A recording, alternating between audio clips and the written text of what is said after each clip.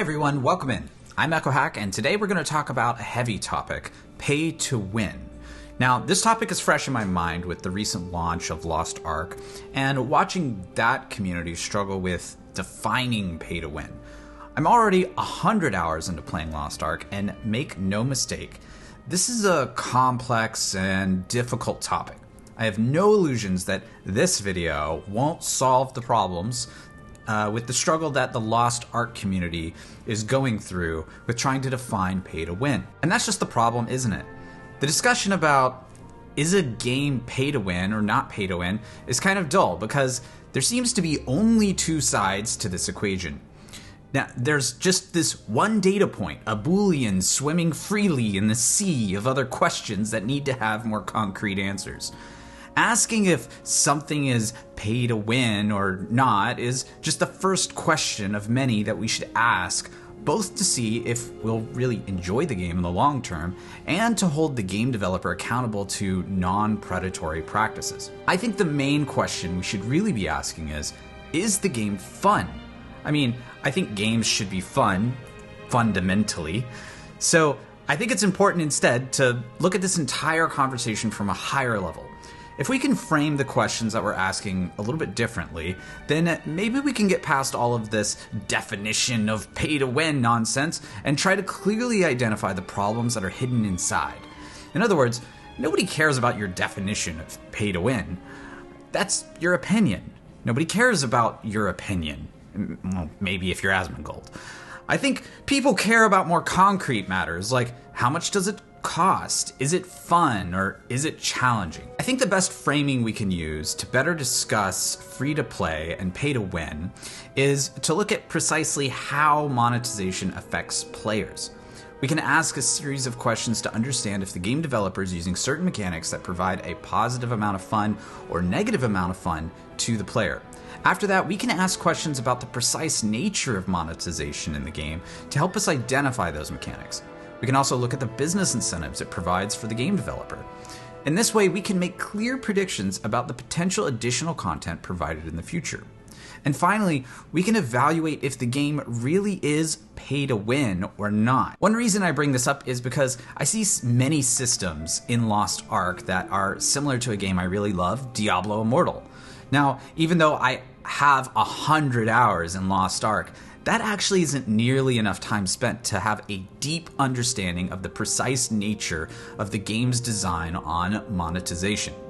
Instead, I want to look at Diablo Immortal, which I have over 1,000 hours played across Tech Alpha, Closed Alpha, and Closed Beta. But I think anybody could do this same exercise for Lost Ark or any other game and come to their own conclusions. So let's get started. First, I want to look at questions regarding time. A fun game is a game that values your time. Are there mechanics in the game that are designed for you to pay to save time? Of course, the reason this isn't fun is because the player is rewarded by clicking a button or shuffling through menus that allow you to continue to play the game. It leads to a situation where, practically speaking, the time that you can play the game is extremely limited because you'll hit a paywall. What's more is that it incentivizes the game developer to further cause a negative outcome for the player for a positive monetary outcome for them. You should be able to play whenever you want without being harassed for money every single time. So let's take a look at a few of these questions, specifically how it relates to Diablo Immortal. So does Diablo Immortal have an energy system that limits your playtime? No. Diablo Immortal has no energy system. There are absolutely zero limitations for how long you can play the entire game. You can play for 24 hours a day with absolutely no limitations. Does Diablo Immortal have pay to skip mechanics? No. There are no mechanics to pay to skip anything. There are no mechanics where you need to start a timer and wait a long time for some action to be complete either, so I don't even think they could add this later. Does Diablo Immortal have forced advertisements or advertisements for rewards? No, there are no advertisements at all in Diablo Immortal. Overall, I think Immortal actually does a fantastic job of respecting the player's time. Every moment in the game is extremely engaging. I think that's core to the Diablo experience as well. Most players at the end game are trying to figure out how to more efficiently farm items, how to kill monsters faster, and how to get as much loot as possible. I think there's an amazing game in Diablo Immortal that isn't blemished at all by these energy systems or other non-fun mechanics. Second, let's take a look at power. This is the real topic for this video. And the heart of the issue here is, can you pay for power in Diablo Immortal? And the answer is yes. Now there's a variety of ways to buy power. So let's enumerate each of them and have a bit of a discussion here. So first, the most effective power you can gain for money in the game is by purchasing the Empowered Battle Pass. Now in the beta, this costs about $4.99 USD per month. The Empowered Battle Pass effectively doubles the rewards from the free tier Battle Pass, but most importantly, it rewards tons of scoria. And scoria is a currency which allows you to unlock the in-game 8-man Heliquary PvE raid bosses. Now just a side note here that scoria can also be gained through the free daily Battle Pass quests and from free weekly rewards from the Heliquary raids themselves. So you're not completely gated from doing raids entirely if you don't buy the Empowered Battle Pass. But if you want to achieve things like world firsts competitively, as one of the absolute top players in the game, you need to pay for the Empowered Battle Pass. The Empowered Battle Pass functions like an optional subscription to the game, and I'm actually a big fan of paying for this. I think the structure here directly incentivizes Blizzard to focus on development and adding additional raids and PvE content to the game. In other words, if more people buy the Battle Pass, then that's a clear signal to the game developer that people want to access more end-game Heliquary content. I think that's a win-win from a business incentives perspective. Now, the main thing to understand about the Battle Pass here is that it does not allow for unlimited gains for power. There's a clear power ceiling in place. You pay for it once per month, and then you must additionally play the game to unlock each tier and receive all of the rewards. Since you don't receive the rewards just from pulling out your wallet, this feels really good and valuable. Now finally, you can pay for the Empowered Battle Pass at any time, so there's no fear of missing out or FOMO associated with it. So when you purchase it, you receive all of the rewards that you've already earned until that point, and then you continue to receive the rewards until it expires the next month. So how much power does the Empowered Battle Pass offer? I think the amount of power you gain from this is actually fairly marginal. I think the exact analysis of the numbers is a topic for another video, but to suffice to say that it's unlikely that you'll notice much of a difference at all between yourself and other players who purchase the Empowered Battle Pass, and I think that's a good thing. It's also fair to point out that some players are just never going to be happy unless 100% of everything in the game is completely free. Now obviously this isn't healthy for a game. Game developers who don't have a way to earn recurring revenue and expand the player base aren't going to invest additional resources into the game, or worse, will simply shut the game down entirely if the operational cost exceeds the revenue generated. Now let's talk about the next thing. Second, Diablo Immortal offers bundles of in-game items after completing certain dungeons or other tasks in the game. These bundles are the second most efficient use of real money for power. In total, you can spend about $60 USD if you buy every single bundle offered. These bundles are a one-time purchase, so there is a ceiling on the amount of power that you can buy. Now, what's also important to understand is that not every bundle is created equal. Some bundles, like let's say the Legacy of the Horadrim bundle, are extremely money efficient in terms of the rewards that they give you for the amount of money you spend, whereas other bundles don't give you nearly as much. Overall, I think bundles are fairly healthy on the monetization side of the equation, even though you can buy some power. The cost isn't prohibitive, the amount of power gained has a defined ceiling, and these also don't give you tremendous amount of power. Now third, and this is the big one, this is the one I know everyone is wanting to hear about, is Legendary Crests. Legendary Crests are items that you can use to empower an Elder Rift, which is a random dungeon that will take you about 3 to 5 minutes to clear. Now each Legendary Crest provides a 100% chance of receiving a random Legendary Gem at the end of the Rift. You can slot up to 10 Legendary Crests each time you play an Elder Rift. Now in earlier alpha tests, Legendary Gems were fairly strong sources of power, but beta made them ridiculously powerful by adding ORDR, or offense rating and defense rating, to these legendary gems. As a result, legendary gems represent a form of power with no ceiling, where a character can make tremendous gains in power over other players for a tremendous amount of money. I think this is a huge balance mistake, and it's something I hope is fixed before the game launches. As of the beta, you could purchase as many legendary crests as you want, allowing you to make as many rolls of legendary gems as you can reach into your pocketbook for. There are 3 tiers of legendary gems: 1-star, 2-star, and 5-star. Now, during beta, they added a system where these gems directly grant ORDR, and the 5-star gems grant the most of all of them.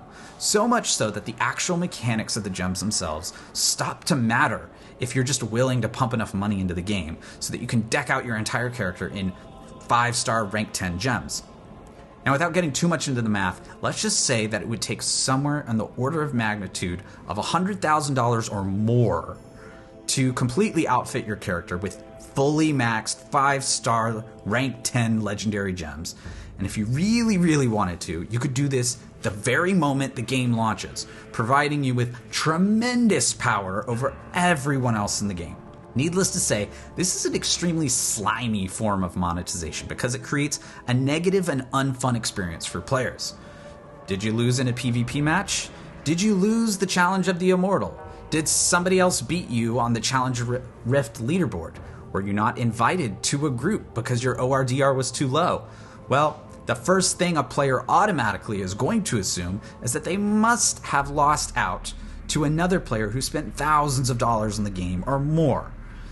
Even if that's actually untrue, people still will assume it, and it will suck all the fun out of a competitive environment because there's no ceiling, reasonable or not, on legendary crest purchases. I think there's a clear fix here for Blizzard before the launch of the game, and that's to entirely remove ORDR from legendary gems. Now, ORDR previously was removed from the Paragon tree and significantly nerfed on the salvage and gear upgrade system.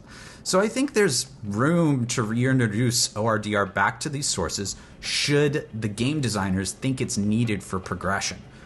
Additionally, a purchase ceiling for legendary crests should absolutely be implemented. I think it would actually be much better if legendary crests were only available in bundles and on a limit, perhaps a system similar to how Lost Ark does the Modi store.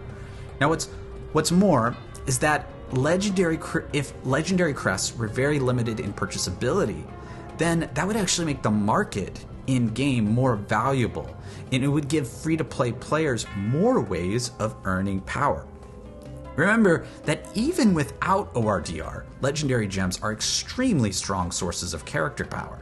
Now, beyond this, offering legendary crests for unlimited purchase creates this bad business incentive. Instead of actually being incentivized to create new fun content, there's an incentive just to slap a new, more powerful legendary gem into the game once every month or so to keep the rich players coming back. If this is what actually happens, then this isn't really content, right? This is just power creep for the sake of making money. And that extra power creep creates an extremely negative and unfun experience for all players. And one thing to note here is that I think beta's implementation of legendary crests runs counter to the original Blizzard blog post outlining plans for monetization for Immortal. This is outlined in a blog post from December 2020 titled Our Free-to-Play Approach and Values, and I quote, "Second, we want to provide purchase options that feel worthwhile and deepen your engagement and enjoyment of the game, and where possible, the enjoyment of other players as well. Purchases should not detract from your gameplay experiences. Purchases should feel like a bonus and be entirely optional to enjoy Immortal. The core Diablo Immortal game experience will always be free, and you should be able to enjoy the game for hours on end, whether or not you choose to spend money." Now, fourth, let's look at the next monetization system. You can spend money to buy currency, and that currency affects many of the game's smaller systems. This includes normal gems, Legacy of the Horadrim, runes, and charms. Now, many of these smaller systems don't offer ORDR and only offer secondary stats, but there's still an unlimited amount of purchase for marginal power available. I think that's something that needs to be addressed as well, And much like Legendary Crests, should be something similar to Lost Ark's Modi store. I think if that's addressed before launch, this would help prevent a negative and unfun experience of, I lost to a player who's rich. Now, to be clear, the amount of power offered by the secondary systems in the game isn't nearly as much as Legendary Gems, but it's still bad. Now, fifth, the next monetization system, you can power up a character with additional legendary powers once you level up a legendary gem to rank 10. Now, doing this requires a component called the Dawning Echo, which is only available in the store for $10 USD during the beta. Now, this is an extremely in-game system that feeds directly from Legendary Crests previously discussed. Just to paint a picture more clearly, at the end of the beta, I had, 500-600 hours in the beta. I took every single legendary gem I had earned. I salvaged all of them, and I was barely able to make one single rank 10 1-star legendary gem. That's 2 months of extremely high-level gameplay just to unlock one of these additional legendary powers. Now, what's more is that there's absolutely no free-to-play way to earn the Dawning Echo material component. More importantly, simply paying for the ability to unlock something that you've worked hard for is extremely dissatisfying and unfun. There's a different feeling to, wow, I earned this through dedication and grinding and high-level gameplay, and I paid $10 for this after months of work? I want to really feel rewarded when I hit those awakenings at endgame. I don't want to be punished with a $10 bill. Now, to fix this, all players should have a very clear path to earn Dawning Echoes for free. Personally, I would make this an epic quest, similar to difficult quests that you need to do in classic WoW, such as to complete Benediction or Roc de Lar. I think that would be extremely fun and engaging for in-game players and would be extremely satisfying. Now, sixth and finally, you could purchase things for in-game currency through the market. Now, the market functions very differently than the typical auction house that you might be used to. There are limits to what you can buy and sell, and there are very few things that you can actually buy or sell on the market. You can't buy loot or equipment of any kind, so you can't sell gems that you've equipped and used yourself. So the market is purely kind of a I didn't get what I want kind of place, and it's entirely used only for normal gems, legendary gems, and charms. There's also no cash out option at all.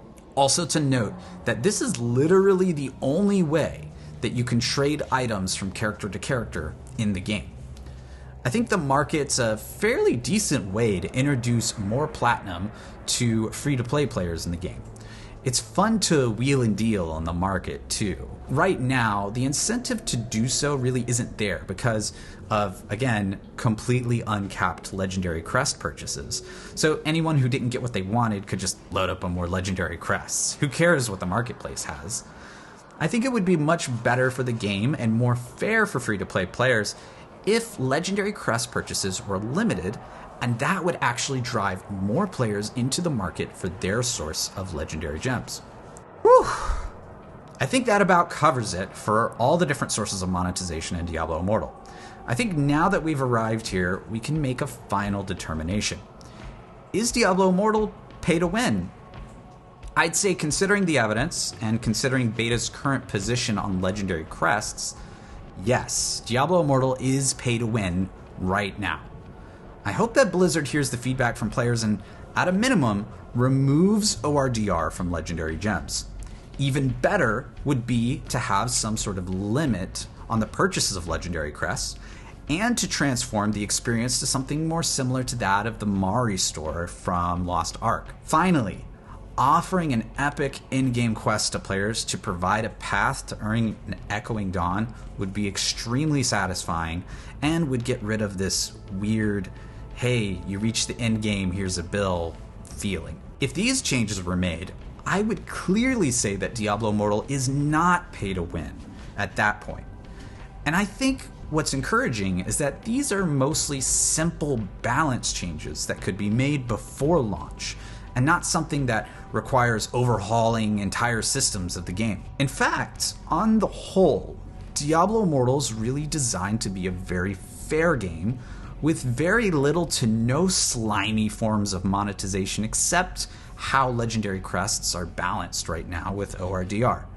This is in sharp contrast to what I see in Lost Ark, which not only has in-game purchasable gear and gear upgrades, but also has items that directly make your character stronger, faster, and even these really slimy energy-based systems for crafting and pay-to-skip energy-based stronghold and other crafting systems. Now, tell me what you think about pay-to-win in Diablo Immortal. What about Lost Ark? What do you think? Let me know in the comments down below. I'll see y'all in the next one. Peace.